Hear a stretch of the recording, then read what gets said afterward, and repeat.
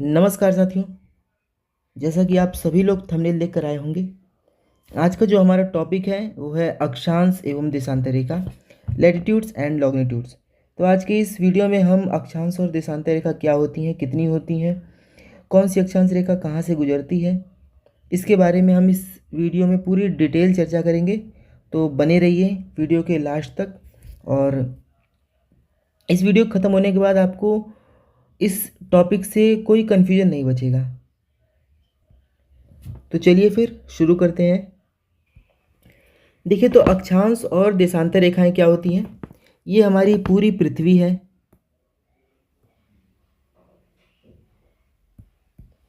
ये हमारी पूरी पृथ्वी है और इस पूरी पृथ्वी पर हर जगह आप देखेंगे कि ऊपर से नीचे की तरफ लाइन खींची गई है। ये ऊपर से नीचे की तरफ एक लाइन खींची गई है और दाएं से बाएं की तरफ भी एक लाइन खींची गई है। पूरी पृथ्वी पर ऐसे ऐसे लाइन खींची गई हैं। इन्हीं को अक्षांश और देशांतर रेखाएं कहते हैं। तो इसमें देखिए, इसमें हम अक्षांश किसे कहेंगे, देशांतर किसे कहेंगे? तो अक्षांश रेखा जो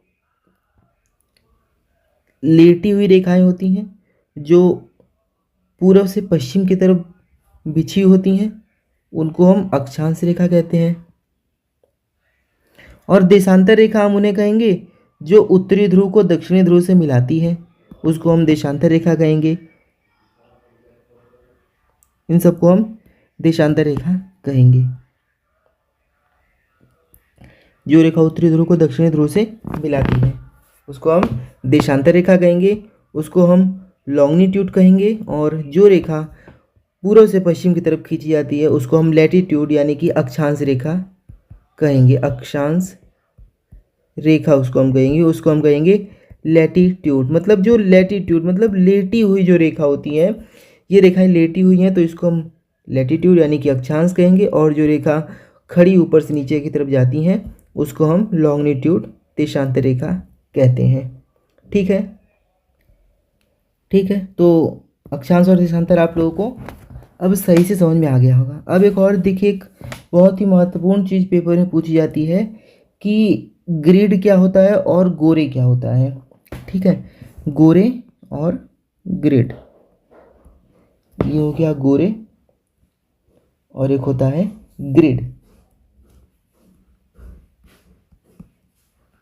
इन दोनों में मेन क्या अंतर है, ये पेपर में लगभग पूछ लिया जाता है। अगर आप टीजीटी पीजीटी का पेपर दे रहे हैं तो उसमें गोरे और ग्रिड से क्वेश्चन आता है। देखिए, गोरे क्या होता है? गोरे दो देशांतर रेखाओं के बीच का स्थान होता है। एक देशांतर रेखा ये गई है, ठीक है, एक देशांतर रेखा ये चली गई और दूसरी देशांतर रेखा ये गई। तो इसके बीच का जो ये स्थान बचेगा, इसके ये जो बीच का स्थान रहेगा, ये वाला स्थान,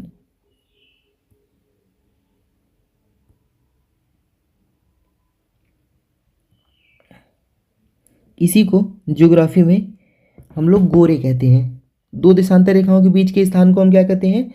गोरे। ठीक है, तो इसको हम ऐसे लिख भी सकते हैं कि गोरे दो देशांतर रेखाओं के बीच का स्थान होता है। दो देशांतर रेखा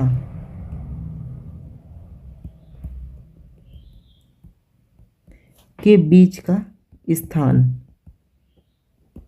ये गोरे कहा जाता है। और देखिए, अब ग्रिड किसे कहा जाएगा? तो दो देशांतर रेखा और दो अक्षांश रेखाओं के बीच का जो वर्गाकृत क्षेत्र होता है उसे हम कहते हैं ग्रिड। देखिए, इसको समझाएंगे तो समझ में आ जाएगा। ये आपकी एक अक्षांश रेखा गई है, देशांतर रेखा गई है, ये ऐसे, ये एक दूसरी देशांतर रेखा गई है।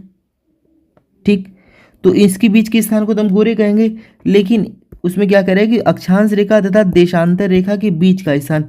और ये देखिए, एक ही यहाँ से अक्षांश रेखा हमने गुजार दी, एक यहाँ से अक्षांश रेखा गुजार दी। तो ये जो आपको एक वर्गाकृत आकृति दिख रही होगी, ये वाली आकृति, ये एक वर्गाकार आकृति है, इसको हम लोग नाम देते हैं ज्योग्राफी में ग्रिड। ये कलर मुझे लगता है नहीं दिख रहा है, तो मैं इसमें गुलाबी ले लेता हूँ। इसको हम कहेंगे हम ग्रिड। ठीक है, तो गोरे क्या होता है? गोरे दो देशांतर रेखाओं के बीच का स्थान होता है। और ग्रिड क्या होता है? ग्रिड दो देशांतर तथा दो अक्षांश रेखाओं के बीच का जो क्षेत्र होता है, एक वर्गाकृत क्षेत्र होता है, वर्गाकार क्षेत्र होता है, उसको हम कहते हैं ग्रिड। ठीक, देखिए ये हमारी पृथ्वी है।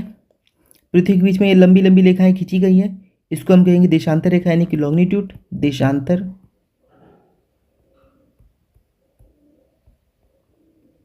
और ये हमारी लैटिट्यूड है, मतलब ये अक्षांश है।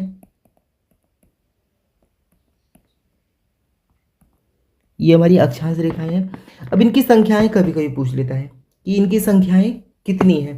तो देखिए अक्षांश रेखा सबसे पहले यहां पर हमारा हो जाता है नॉर्थ पोल, और यहां पे हमारा हो जाता है साउथ पोल।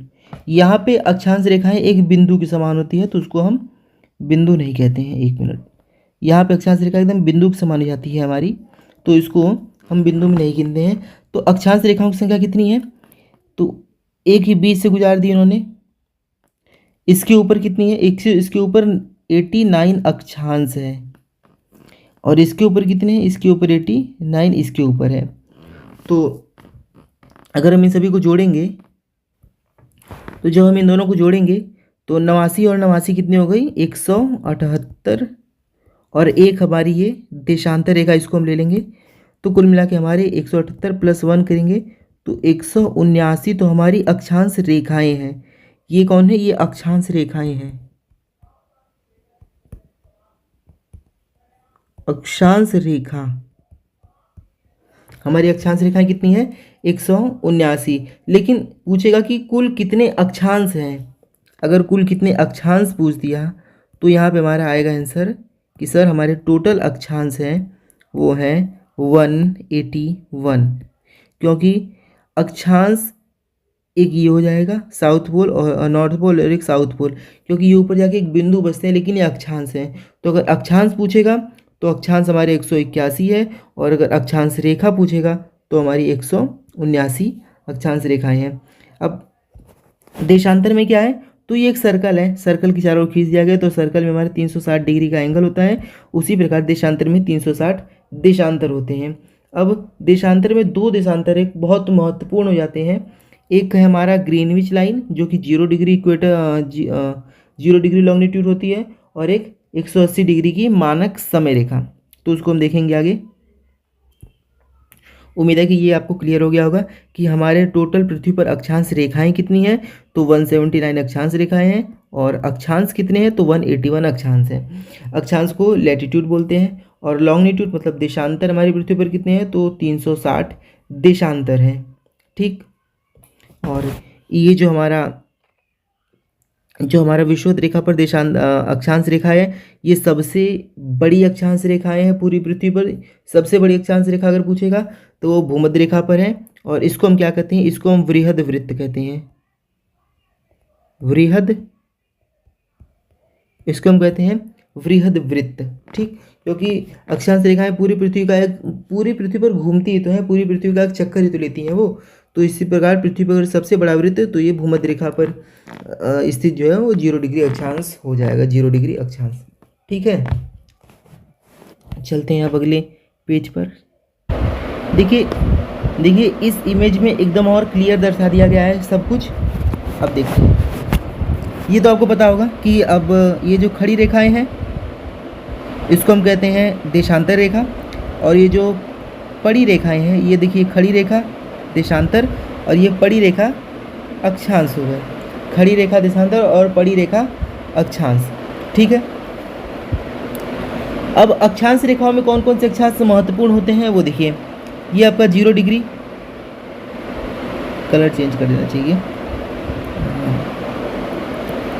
ये आपका सर एक हो गया पहले 0 डिग्री अक्षांश रेखा।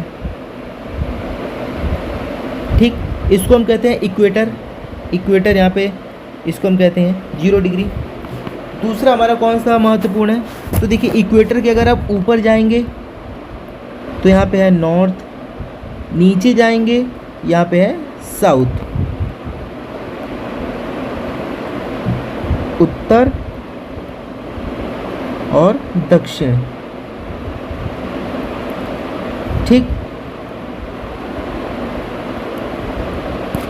तो इसके उत्तर में कौन सा है? इसके उत्तर में अब डिग्री यहाँ पे बढ़ती जाएगी, 1 डिग्री, 2 डिग्री नॉर्थ, ऐसे ये डिग्रियाँ बढ़ती जाएगी। और इसके ऊपर में आता है 23.5 डिग्री कर्क रेखा।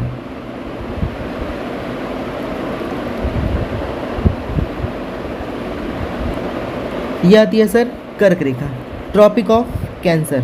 ठीक, 23.5 डिग्री का ही होता है ट्रॉपिक ऑफ कैंसर।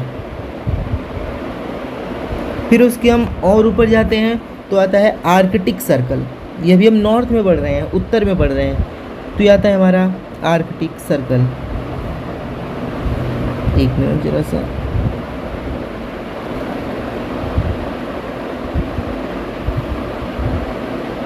ये हमारा आता है आर्कटिक सर्कल। उसके ऊपर ये हमारा आ जाएगा नॉर्थ पोल, ये हमारा नॉर्थ पोल आ गया। अब हम इसी प्रकार नीचे चलेंगे तो नीचे भी है, नीचे 23.5 डिग्री 23.5 डिग्री वो हमारा पड़ जाता है साउथ। ये आ गया हमारा, इसको हम कहते हैं ट्रॉपिक ऑफ कैप्रिकॉर्न, मतलब इसको कहते हैं मकर रेखा। ये हमारा ट्रॉपिक ऑफ कैंसर कर्क रेखा। ठीक है, और इसके हम और नीचे जाते हैं तो हमारा 66.5 डिग्री पे पड़ जाता है अपना अंटार्कटिक सर्कल पड़ेगा। फिर उसके बाद नीचे हमारा पड़ेगा ये साउथ पोल, यहाँ पे लिखा हुआ है, मान लीजिए ये साउथ पोल पड़ा हुआ है। ठीक, और अब पृथ्वी के नॉर्थ पोल से साउथ पोल की तरफ एक इमेजिनरी लाइन खींची गई है, इसी को हम कहते हैं पृथ्वी का अक्ष। इसको हम कहते हैं ये पृथ्वी का भैया ये अक्ष है, इसी के सहारे जो है पृथ्वी घूम रही। ये काल्पनिक रेखा होती है, ये जो अक्ष है पृथ्वी का ये काल्पनिक रेखा है। तो 23.5 डिग्री पे हमारी होती है कर्क रेखा, और 23.5 डिग्री नॉर्थ पे, एन नॉर्थ यहाँ पे देखना जरूरी है। 23.5 डिग्री साउथ पे होती है हमारी मकर रेखा। उसके ऊपर जाते हैं तो आर्कटिक सर्कल हमारा पड़ता है 66.5 डिग्री पे, और अंटार्कटिक सर्कल हमारा पड़ता है 66.5 डिग्री साउथ पे। ठीक है, तो अब चलते हैं अपने अगले इमेज पे। इस इमेज में भी वही समझाया गया है।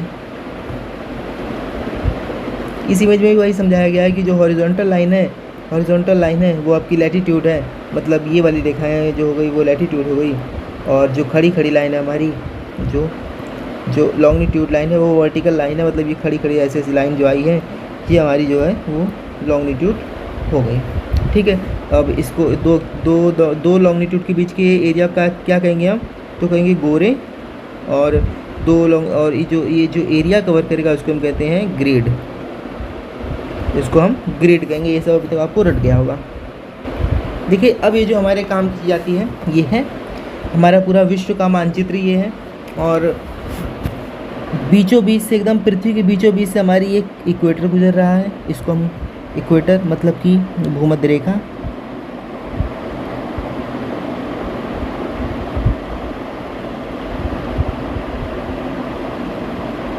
भूमध्य रेखा ये हो गई, ये हमारी हो गई कर्क रेखा,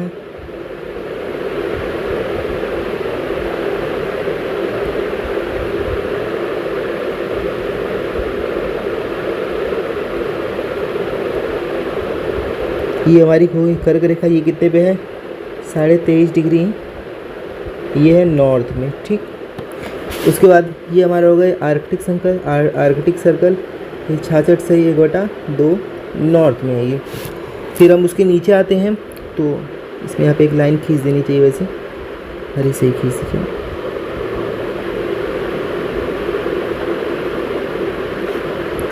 यहाँ पे भी एक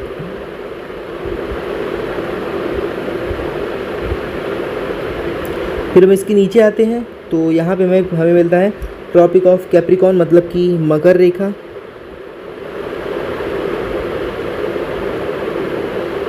इसका भी एरिया वही पड़ता है 23 से 1/2, लेकिन ये पड़ता है साउथ में। और जो अंटार्कटिक सर्कल है ये पड़ता है 66 से 1/2 साउथ में पड़ता है। फिर ये हमारा जो ये है, ये पूरा एरिया बर्फ़ से जमा हुआ है और इसका नाम है एंटार्कटिका।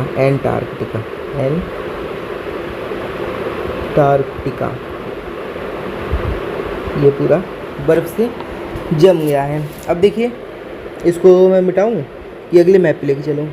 अगले ही पे लेके चलता हूं। वैसे ये कर्क रेखा हो गई, ये भूमध्य रेखा हो गई 0 डिग्री, ठीक। ये हो गया मकर रेखा 23.5 डिग्री, और ये हो गया अंटार्कटिक सर्कल, ये हो गया आर्कटिक सर्कल।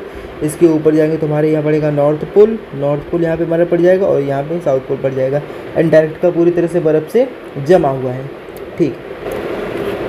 यहाँ पर ये हो गया आपका एशिया, ये हो गया आपका एशिया महाद्वीप, जो कि सबसे बड़ा है, नंबर 1 पे आता है, ठीक। दूसरे नंबर पे हो गया ये अफ्रीका, ये आता है नंबर 2 पे भैया। तीसरे नंबर पे आ गया ये आपका उत्तरी अमेरिका,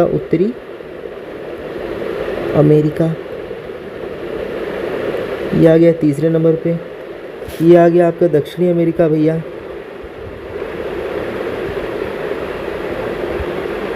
ये आता है चौथे नंबर पे। पाँचवें नंबर पे जो हमारा आता है, फिर जो आता है वो हमारा अंटार्कटिका है, ये वाला अंटार्कटिका, ये आता है भैया 5वें नंबर पे। 6वें नंबर पे हम ले लेते हैं यूरोप को। यूरोप यहाँ से ऐसे पूरा आता है और ऐसे ये हमारा यूरोप पड़ जाता है, ये 6वें नंबर पे आता है क्षेत्रफल के अनुसार। और 7वें नंबर पे ये हमारा ओशिनिया आ जाता है, ये आता है 7वें नंबर पे, ठीक है। इसका क्या नाम है, इसका ऑस्ट्रेलिया महाद्वीप इसको लोग कहते हैं, लेकिन ये है ओशिनिया, इसको हम कहते हैं ओशिनिया, इसका ओरिजिनल नाम है इस महाद्वीप का। तो अब इसमें जानने वाली चीज़ क्या थी? इसमें जानने वाली चीज़ अभी ये है कि जो अफ्रीका महाद्वीप है, एकमात्र ऐसा महाद्वीप है जहाँ से तीनों रेखाएं, ये देखिए,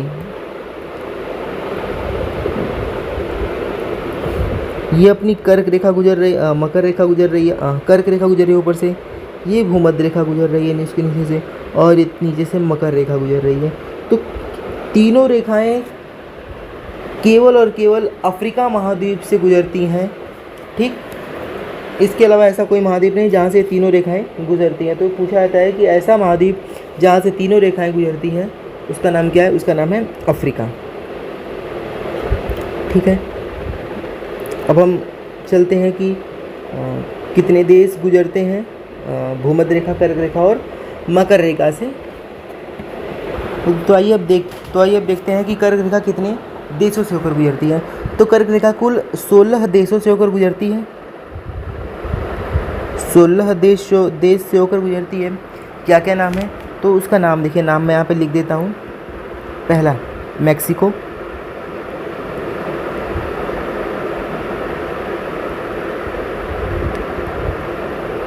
पहला हो गया भैया आपका मैक्सिको। दूसरा क्या हो गया? दूसरा हो गया बहामास। बहामास मान ली इसी में पड़ जाता है, तो उत्तरी अमेरिका में बहामास पड़ जाता है, ठीक है। फिर उसके बाद क्या पड़ता है आपका? पश्चिमी सहारा, फिर पड़ता है मारितानिया,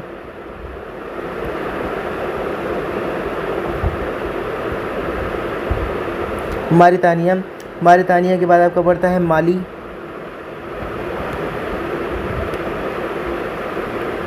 फिर आपका पड़ता है अल्जीरिया,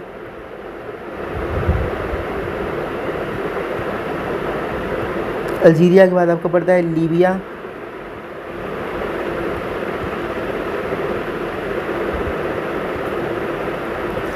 के बाद आपका पड़ेगा मिस्र, के बाद आपका आएगा सऊदी अरब, अरब लिख देता हूँ इसको, अरब। फिर आएगा ओमान, ओमान के बाद आएगा भारत, भारत के बाद आएगा बांग्लादेश,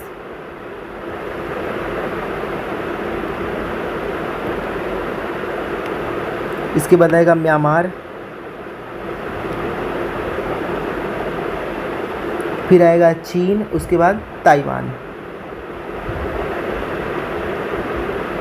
चीन और फिर ये ताइवान। ये कितने हो गए? ये हो गए 14। इसके बाद आएगा बहामास, मैंने ऊपर लिखा नहीं हो, बहामास। फिर एक आपका आ जाता है ये, क्या उसको कहते हैं हम लोग, संयुक्त अरब अमीरात, UAE। ठीक, संयुक्त अरब अमीरात। ये हो गए मेक्सिको, पश्चिमी सहारा, मॉरिटानिया, माली, अल्जीरिया, लीबिया, मिस्र, सऊदी अरब, ओमान, भारत, बांग्लादेश, म्यांमार, चीन, ताइवान, बहामास और UAE। इन देशों से होकर भारत की जो विश्व की कर्क रेखा है वो गुजरती है। इसको आपको याद कर लेना चाहिए। अब आते हैं, हम देखते हैं कि भूमध्य रेखा किन किन देशों से होकर गुजरती है। तो आइए अब देखते हैं इक्वेटर पर कौन कौन से देश स्थित हैं। देखिए, तो ये सबसे पहला देश है वो इक्वाडोर का, वो इक्वाडोर है आपका।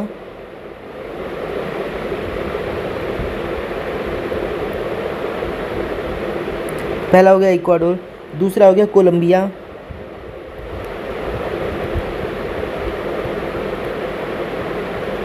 दूसरा हो गया कोलंबिया, तीसरा आपका ब्राज़ील हो गया,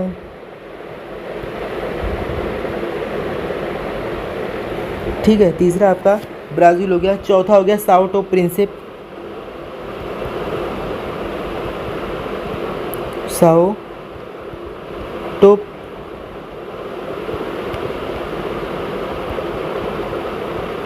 चौथा साओ टो प्रिंसिप हो गया। पांचवा उसके बाद हो गया आपका गैबन, गैबन हो गया आपका। फिर आपका आता है कांगो, फिर कांगो गणराज्य,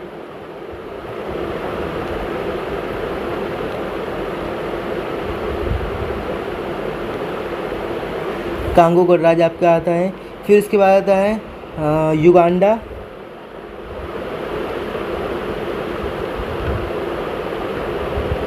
फिर आपके आता है केन्या, युगांडा, केन्या, फिर आपका आता है सोमालिया,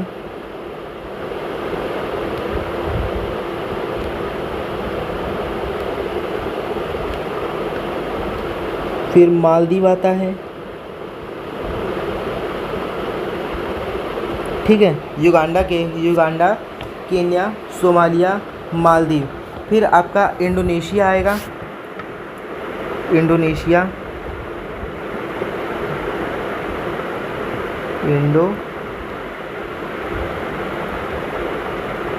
इंडोनेशिया आएगा।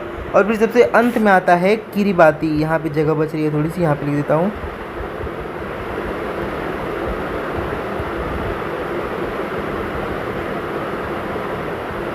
Kiribati. Ecuador, Colombia, Brazil, Sao Tome Principe, Gabon, Congo गणराज्य, Uganda, Kenya, Somalia, Maldives, Indonesia और किरिबाती। तो ये देश जो है वो भूमध्य रेखा इन देशों से होकर गुजरती है। अब चलते हैं हम मकर रेखा किन किन देशों से होकर गुजरती है उसके बारे में भी एक जानकारी हम लोग ले लेते हैं। देखिए, तो अब मकर रेखा पे चलते हैं। जो पहला देश है वो है चिली,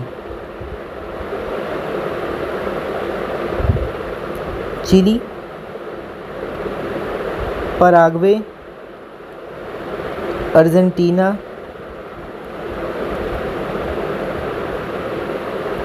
ब्राज़ील,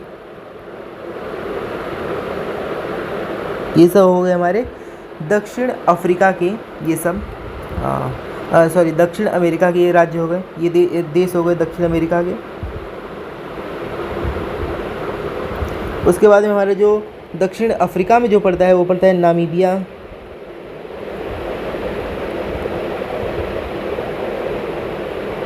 नामीबिया आपका हो गया। फिर इसके बाद बोत्सवाना पड़ता है,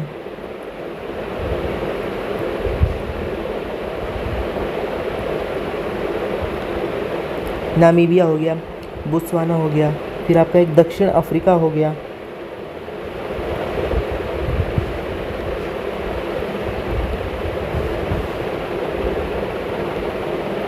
दक्षिण अफ्रीका के बाद आपका मोजाम्बिक हो गया,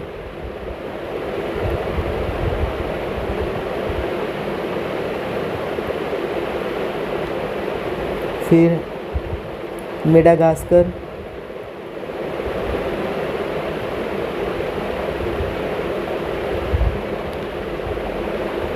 ठीक, ये हो गया आपका मेडागास्कर।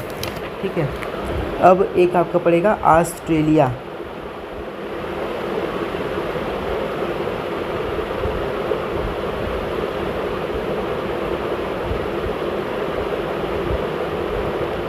ऑस्ट्रेलिया आपका पड़ जाता है।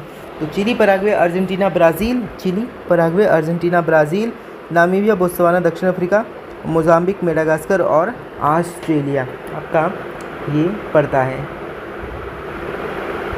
ठीक, तो ये सारे सर हो गए मकर रेखा पर स्थित देश।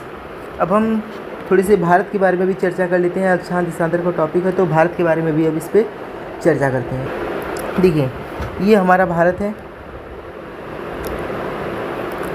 भारत का जो सबसे, ये हमारा उत्तर हो गया, ये नॉर्थ हो गया और ये साउथ हो गया, ये हमारा जो वेस्ट हो गया ये, और ये हमारा ईस्ट हो गया। अब देखिए अक्षांश रेखाएं कैसी होती है। अक्षांश रेखाएं लेटी होती हैं, ऐसे अक्षांश रेखाएं लेटी लेटी होती हैं। और देशांतर रेखाएं कैसी होती है। देशांतर रेखाएं अपनी खड़ी होती हैं। तो ये जो 68 डिग्री 7 मिनट आपको दिख रहा है ये क्या है, तो ये क्या हो जाएगा, ये देशांतर होगा क्योंकि ये खड़ी रेखा से लिया गया है। ये खड़ी रेखा आ रही है ऐसे। और जो 37 अंश 8 अंश 4 मिनट ये क्या है, ये ऐसे लिया गया है। ये आपका अक्षांश रेखा से लिया गया है। तो कहने का मतलब मैं बस आपको ये बताना चाह रहा हूँ कि ये जो 37 अंश 6 मिनट है ये अक्षांश है, ठीक। और ये जो 68 अंश 7 मिनट है ये देशांतर है।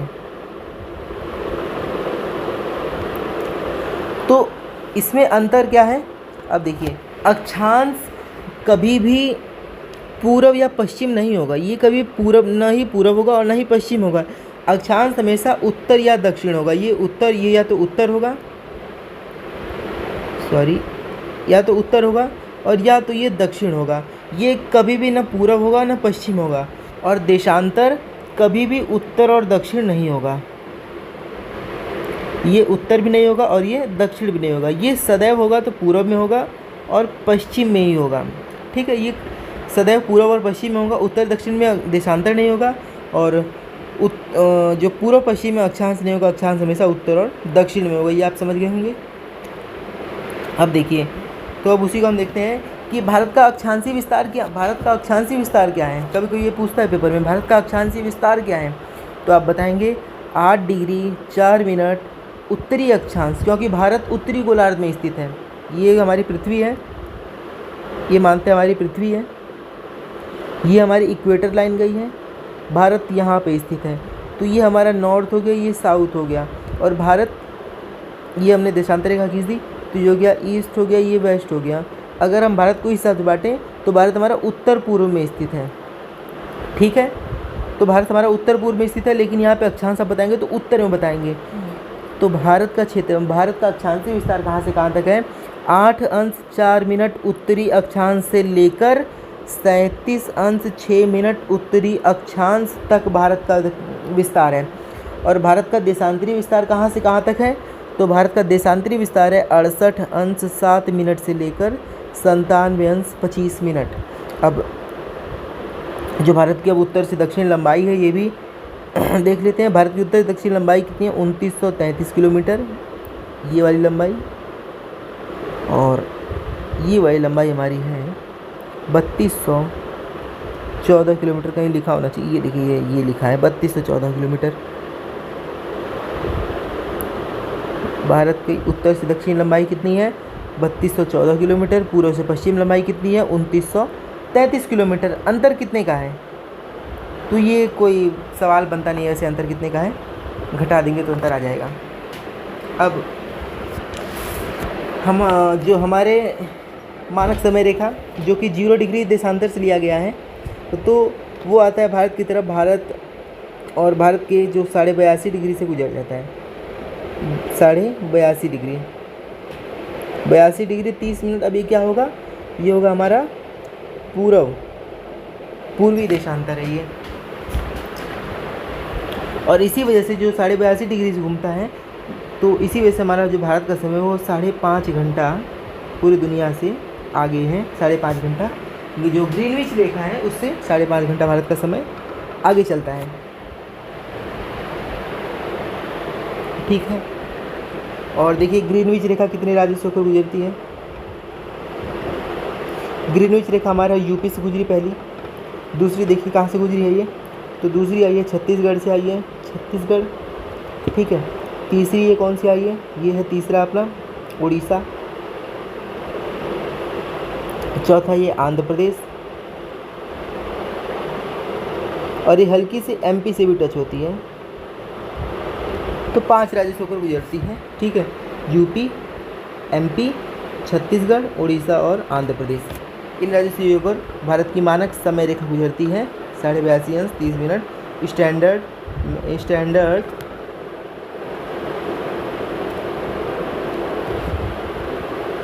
मेरिडियन ऑफ इंडिया 82.5 अंश 30 डिग्री जो उत्तर से गुजरती है। अब देखते हैं भारत की जो कर्क रेखा है वो कितने राज्यों से होकर गुजरती है। तो इस वाले मैप में देखते हैं कि भारत की जो कर्क रेखा भारत से होकर गुजरती है वो भारत के कितने राज्यों से होकर गुजरती है। देखिए ये हमारी कर्क रेखा ऐसे गुजर रही है, डॉटेज लाइन बनाया गया है। ये कर्क रेखा ऐसे भारत से गुजरती है कितने डिग्री से? 23.5 डिग्री से होकर गुजरती है। अब इसमें कई लोग इसके राज्यों को याद करने के लिए ट्रिक बनाए हैं। मित्र पर गमछा झार, मित्र पर गमछा झार। म से मिजोरम, त्र से त्रिपुरा, प से पश्चिम बंगाल, र से राजस्थान, ग से गुजरात, म से मध्य प्रदेश और छ से छत्तीसगढ़, झ से झारखंड, झार से झारखंड होगा। तो ये 8 राज्य तो हो गए, लेकिन अगर कभी पेपर में पूछ दिया ना कि उत्तर से दक्षिण सजाइए, तब तुरंत ही मित्र पर गमछा झरा जाएगा, क्योंकि इसमें उत्तर से दक्षिण का क्रम का ख्याल नहीं रखा गया। मिजोरम आपका देखिए इधर है, मिजोरम त्रिपुरा इस साइड है। आपका जो प से पश्चिम बंगाल इधर है, राजस्थान आपका इधर है। तो अंड कबंड इसमें है। 8 राज्यों को याद करने में आपको क्या जा रहा है? 8 राज्यों को लाइन बाई लाइन याद कर लीजिए। गुजरात, राजस्थान, मध्य प्रदेश, छत्तीसगढ़, झारखंड, पश्चिम बंगाल, त्रिपुरा, मिजोरम। तो इसमें आप क्यों झूठ मूठ का मित्र पर गमछा झरवा रहे हैं? पेपर में अगर पूछ दिया कि भाई उत्तर से दक्षिण सजाइए, तो तुरंत आप मित्र पर गमछा झाड़ देंगे अपना, तुरंत मित्र पर गमछा झरा जाएगा। तो इसलिए ट्रिक के चक्कर में मत पड़े। पहला राज्य आपका कौन सा पड़ेगा? गुजरात। दूसरा कौन सा पड़ेगा? राजस्थान की छोटे से हिस्से जाती है तो राजस्थान। तीसरा कौन सा पड़ जाएगा? एमपी, मध्य प्रदेश। चौथा आपका पड़ जाएगा छत्तीसगढ़, छत्तीसगढ़ लिख देता हूँ। पांचवा पड़ेगा आपका झारखंड, झारखंड। ठीक, इसको जरा से उठा के बगल आया चलो, सॉरी 1 मिनट लगता है। झारखंड, झारखंड के बाद आएगा आपका पश्चिम बंगाल, फिर आएगा आपका त्रिपुरा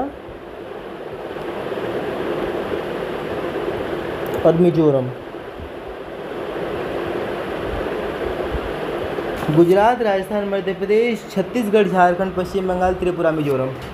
तो कोई ज़रूरत नहीं है मित्र पे गमछा झाड़ने की, आपको तुरंत याद करिए गुजरात, राजस्थान, मध्य प्रदेश, छत्तीसगढ़, झारखंड, पश्चिम बंगाल, त्रिपुरा और मिजोरम, इन 8 राज्यों से भारत की जो कर्क रेखा होती है वो गुजरती है। अब भारत की जो ये 82.5 डिग्री जो था, ये रेखा कितने राज्यों से गुजरती है? 5 राज्यों से। कौन कौन से वो राज्य हैं?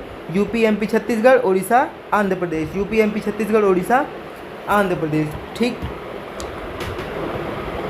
तो ख़त्म करते हैं इस वीडियो को यहीं पर। आपको अगर इस वीडियो में किसी प्रकार का कोई भी डाउट हुआ हो, कोई भी डाउट बच गया हो या फिर मैं बताने में भूल गया हूँ, तो कमेंट आप लोग कर दीजिएगा, उसको हम कमेंट में उसका जवाब दे देंगे।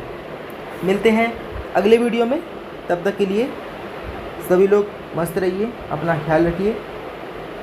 जय हिंद।